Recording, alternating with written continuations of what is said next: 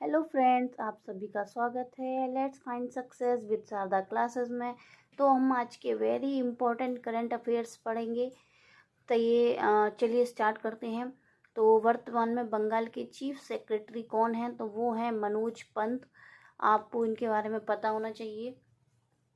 अगर हम पूछ लें मनोज कुमार सिंह किस राज्य के चीफ सेक्रेटरी हैं? वो हैं उत्तर प्रदेश के। राजकुमार किस राज्य के चीफ सेक्रेटरी हैं? तो राजकुमार हैं गुजरात के।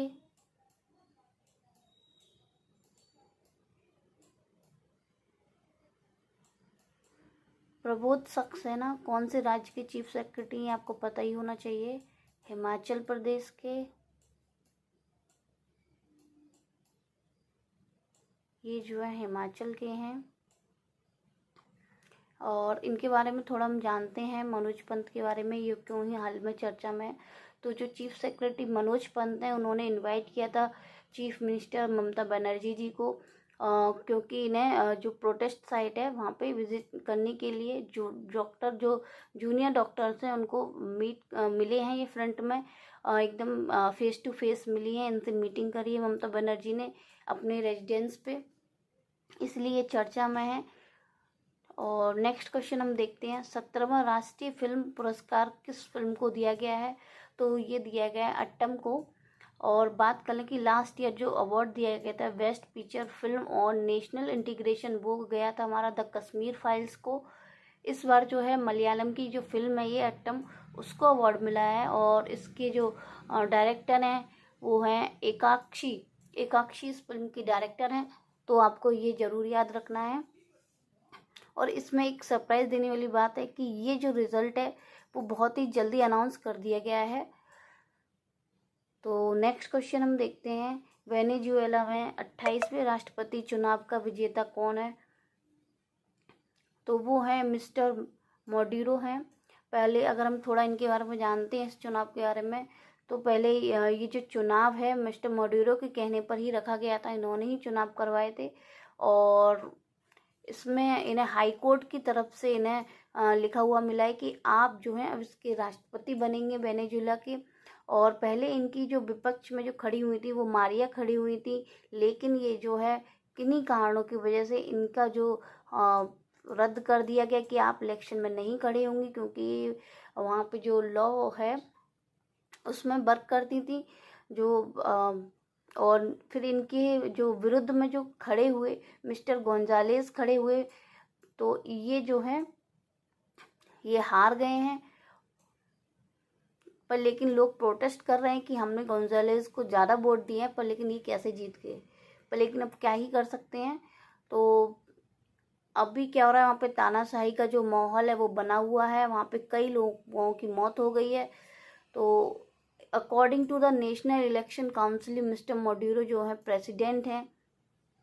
और ये जो है जो death of the Hugo Chavez है इनकी, जो अभी तक थे 2013 तक, तो वो अभी उनकी डेथ के बाद इन्हें बनाया गया है प्रेसिडेंट। और ये इन्होंने वोट जो है 51% मिले हैं, और इनके ओपोनेंट जो थे गोंजालेस, उन्होंने 43% उनको वोट मिले हैं।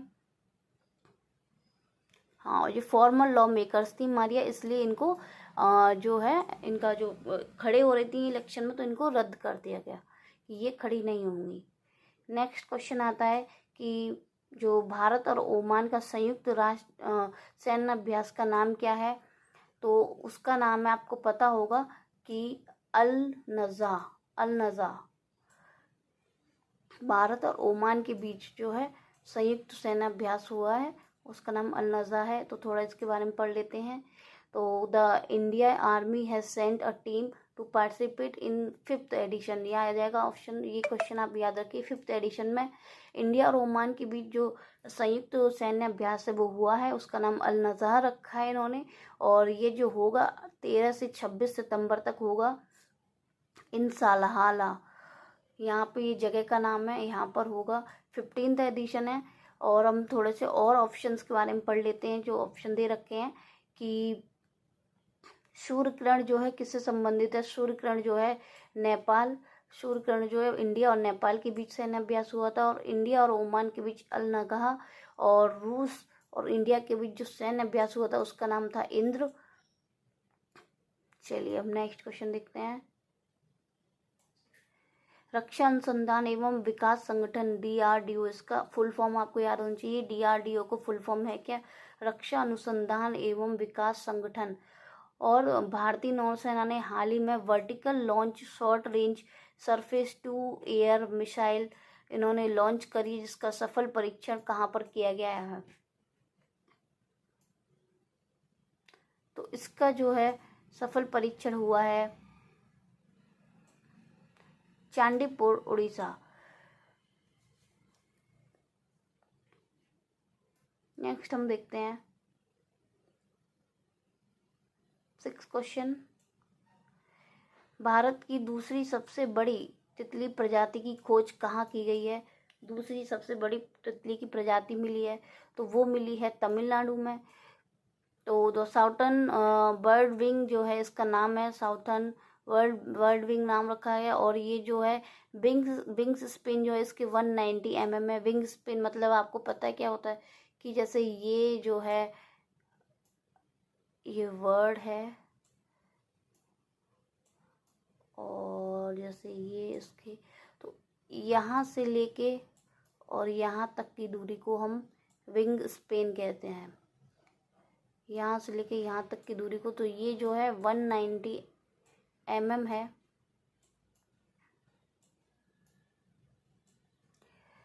तो was recently spotted in satellite campus of the American college in Madurai. तो ये जो है तमिलनाडु में कहाँ पर स्पॉट किया गया? इसको किया गया campus satellite campus of the American college in Madurai. Next हम देखते हैं क्वेश्चन। किस बैंक ने छात्रों के लिए तीसरा आशा छात्रवृत्ति कार्यक्रम शुरू किया है? तो ये आपको पता होना चाहिए, मोस्ट इम्पॉर्टेंट क्वेश्चन है बैंकिंग एग्जाम को लेके।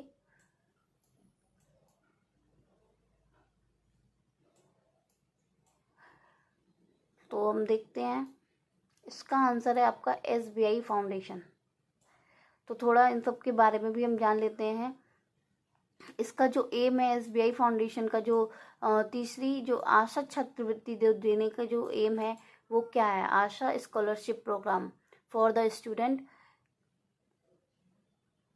तो इनका एम है कि 10,000 जो डिजर्विंग स्टूडेंट हैं उन्हें, जो अनप्रिविलेज और बैकवर्ड ग्राउंड से आते हैं अक्रॉस इंडिया, पूरे इंडिया में, तो उनको हम छात्रवृत्ति देंगे।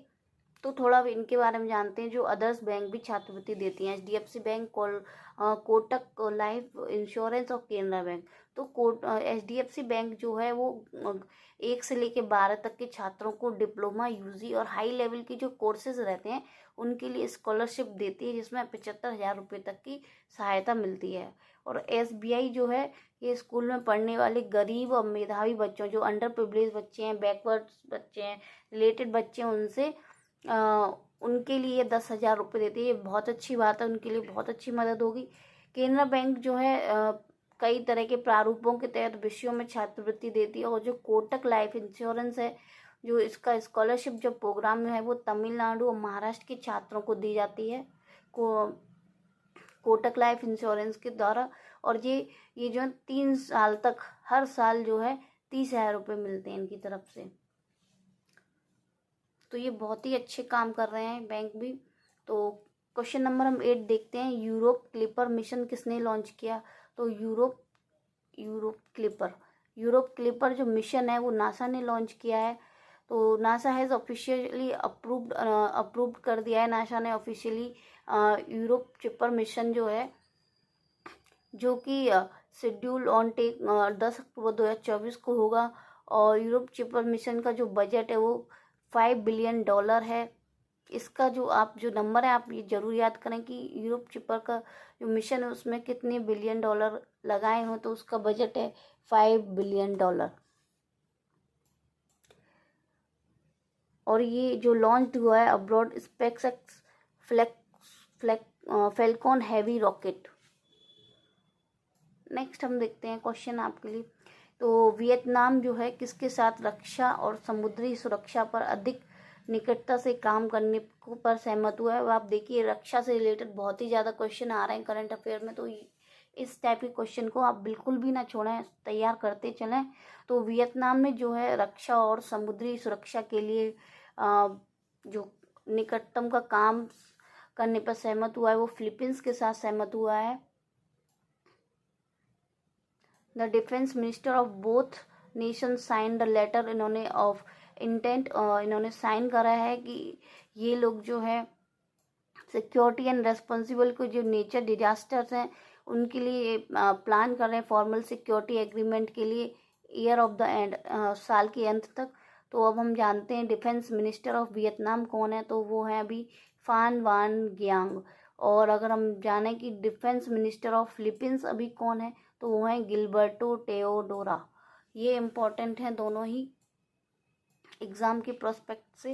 नेक्स्ट क्वेश्चन हम देखते हैं, ग्रीन हाइड्रोजन पर अंतर्राष्ट्रीय सम्मेलन ICGH 2024 कहाँ आयोजित किया गया है, तो ये आयोजित किया गया है न्यू दिल्ली में। तो इसके बारे में थोड़ा सा जानते हैं हम।